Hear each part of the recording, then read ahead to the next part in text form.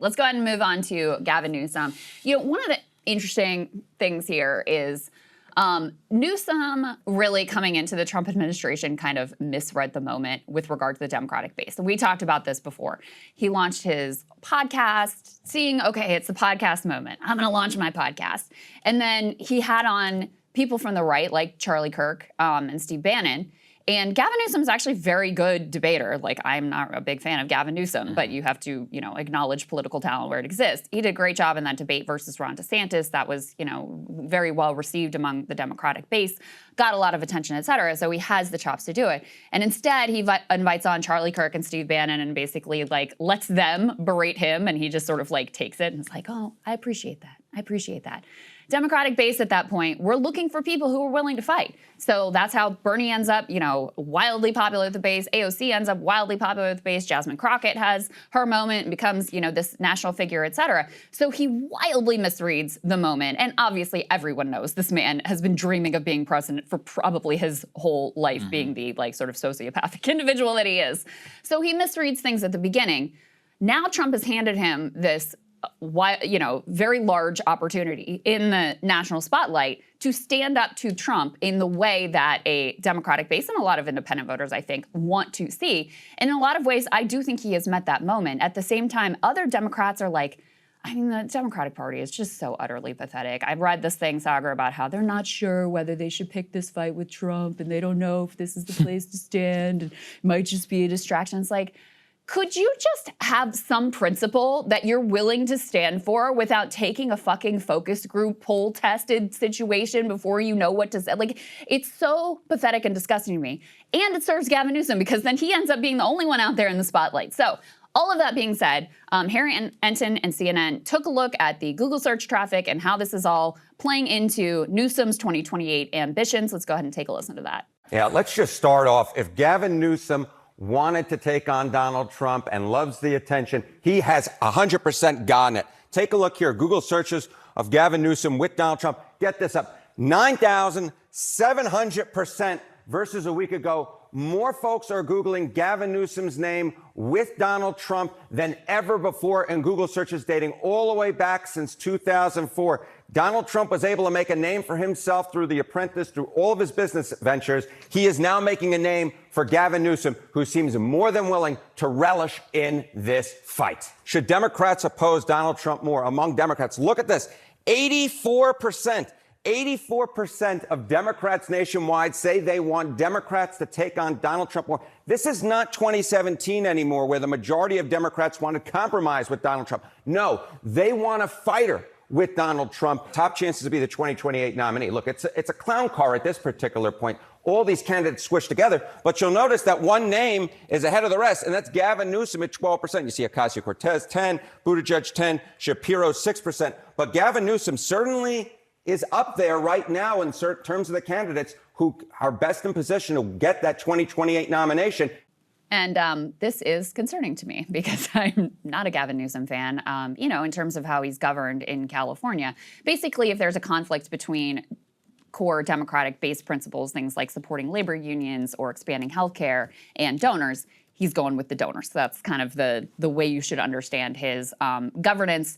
So the fact that I think he is doing himself a lot of favors with the Democratic base, and I have to say, like, has been much more responsive on social media. He really does sort of understand, Saagar, the new media ecosystem a lot better than I was other talking Democrats. about that with Ryan. I was like, look at this dude. His first interviews, I see Brian Tyler Cohen and Midas Touch. Smart, right? Pod Save America. We Smart. asked him for an interview, by the way. Yeah, they turned us down. Yeah, that's all right. We tried. He wanted to stay with the solidly liberal It's annoying because corner, but yeah, I mean, that's what the right does too. I mean, we wouldn't be annoying about it. I'm just, I don't know. Anyway, we'd ask him some real questions. Yeah, I would ask him for some sure. real questions. Whatever, we can table that. You know, actually, Gavin's staff and I back in the day actually had a decent exchange, so they should know I have been fair to them. He follows me on Twitter, so I thought maybe there was a All right, chance, well, California is our largest audience. So California, many of you are constituents of Gavin. So tell Gav to listen to the people. I doubt he will. That's not exactly how things work over there. No, I do think he's actually handling himself quite well. I've always been a Newsom admirer for his sheer political talent. I think he is clowned in very unfair ways. Like, I mean, I remember I just thought there was no way French Laundry would ever happen. And like, I was like, there's no way that he gets away with this. But he survived, not only survived the recall election, since then is broadly like popular-ish. He understands new media. And I think one of the things I underestimated is, look, California is a machine state. The machine produces a lot of horrible politicians. But in general, we shouldn't underestimate the governor of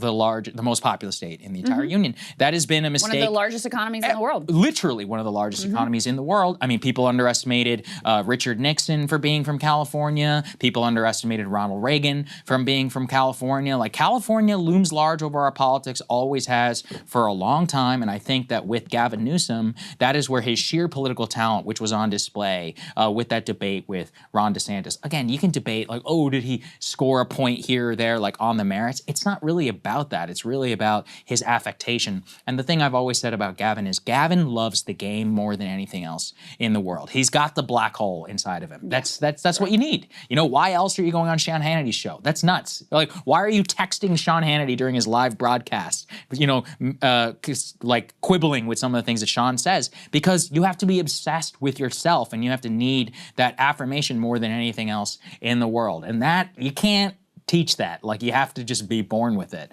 And so I really see that inside of him, and especially now, like with the way the stars are aligning, Gavin is learning, you know, that Steve Bannon, Charlie Kirk stuff that he was doing in the very beginning, that's really not the most politically effective strategy. And he will now really align himself as like a major resistance figure. Now, and he doesn't have the baggage that Karen Bass has. That's another critical thing. Karen is so horribly, you know, just scarred by those fires that Gavin is the real leader of the liberal resistance right now. True. Yeah. And he just has more whatever than she has too. I mean, here's the thing that I'm concerned about. The Democratic base, actually Democratic congressional leaders are underwater with the base. That is very different from Trump 1.0. They have been radicalized in a lot of regards. They are disgusted with the Chuck Schumers and Hakeem Jeffries and the people who capitulated. And Gavin Newsom was very much putting himself in that camp with the way that he approached those interviews with Charlie Kirk and Steve Bannon. At first, when I saw his lineup for initial podcast guest, I thought it could really benefit him if he was going to go in and really spar with them. I mean, it doesn't have to be vicious, but if he was going to get into an exchange and have these viral moments, like, that would have been really smart. What I'm concerned about with the Democratic base is, well, they want a fighter and someone who's standing up to Trump. There is a kind of like ideological neutrality. It's not like they specifically want like a particular policy agenda. They just want people who get caught fighting. And that's where, if you have someone like a Gavin Newsom or a Pete Buttigieg for that matter, who are good at going into spaces on Fox News and tussling with them and, you know, good at doing like the performance of standing up to Trump. And and again, I hand it to Gavin. I think he's doing a good job in this moment of, you know, standing up for California, standing up for his values, not backing down, all of those sorts of things. I think that, you know, that could be that could be something that a Democratic base would be interested in, even though on the merits in terms of what they offer policy-wise, it's like just more of the same sort of status quo liberal-type politicians. So in any case, he gave his big, like, sort of primetime address. You put this up on the screen. The New York Times analyzed this as having a 2028 subtext, which I think you would have to, you know, be pretty silly and naive not to see. They lead this off with, when Gavin Newsom stepped in front of a camera Tuesday evening, he was a California governor addressing his constituents. But by the time Mr. Newsom was finished, it was clear the governor was speaking not only to his state, but to his country and his beleaguered party. To Democrats looking for direction and leadership, Mr. Newsom used one of the highest profile moments of his political career to lay out the threat that he argued President Trump posed the nation and how Americans should resist it. And he suggested he was the man to lead that fight. Democracy is under assault right before our eyes, Mr. Newsom said. The moment we have feared has arrived. And as I said before, the fact that other Democrats are not so much stepping up to the plate to defend California, not in an aggressive way, and are wary of picking this fight with Trump and whatever. It really has allowed him to grab and capitalize on the moment. And then to the point of the way he's using social media in a much more sort of direct way, tussling with Stephen Miller and other various Trump officials, even going back and forth with sort of like influencer types on the right and asserting his position and all of these things in real time. He also posted this Star Wars, I guess not meme, but of reading the Emperor reading one of Trump's tweets. Let's go ahead and take a listen to this. A once great American city, Los Angeles, has been invaded and occupied by illegal aliens and criminals. Now violent insurrectionist mobs are swarming and attacking our federal agents to try and stop our deportation operations.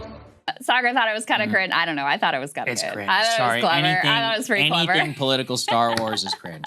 Listen, I love Star Wars, all right? Like we were talking earlier, Andor is awesome. Tony Gilroy is absolutely GOAT status. But unfortunately, when politicians try to invoke the evil empire or any of that stuff, it absolutely doesn't work for me. I will also acknowledge it's the most basic level of like memification on the internet when talking about big stuff. So I have to only assume it will largely go over well with, a lot of people. You can always assume the worst in terms of its popularity. I think broadly him and Pete Buttigieg are handling himself very well. It kills me to say it. It kills me to say to watch these two people. But I didn't have enough of a chance to talk about Buttigieg on Flagrant. I mean, he did well. It got millions of views. There's a viral video of him where Andrew's like, "So what do you want?" And he's like, "I want you to be able to get up in the morning and be able to go to work." I mean, it was everywhere. And it led to, there's a new New York Times profile about some of the broadcasters or whatever, but it mentions that interview with Andrew Schultz specifically. We had Bernie Sanders that was more recently there as well.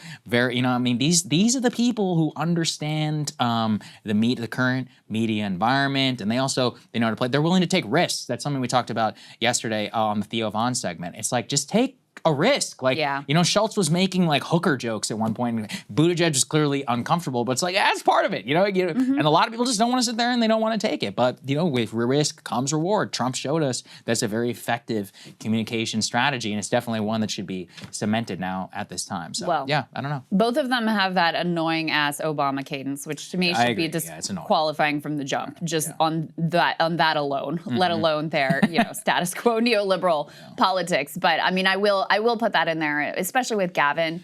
There is just something about him that reads used car salesman. Absolutely. He does read just like typical slimy politician. That's just the vibe you get from him. I've always thought he looks like a vampire from a movie. And so, it's not a lock-in, but he's certainly using this moment to the greatest effect that he possibly can to bolster his chances in 2028. All right, guys, two quick things. Number one, by popular demand, we are bringing back the monthly subscription. Number two, you can get a month free, Ryan, by putting in that promo code BPFree at breakingpoints.com. Yeah, and I think the most important reason to become a premium subscriber is just as an act of support for the show. It helps us do what we're doing.